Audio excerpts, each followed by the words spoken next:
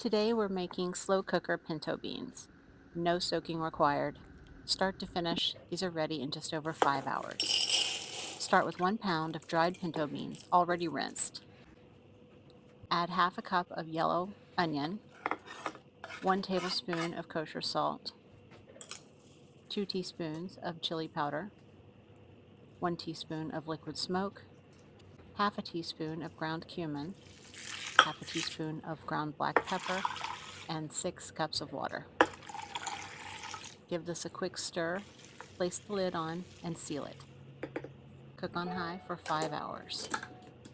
When you're done, you'll have a big pot of warm, aromatic pinto beans, perfect as a side dish or as a base for tacos or burritos. Full recipe link is in the description. See you next time.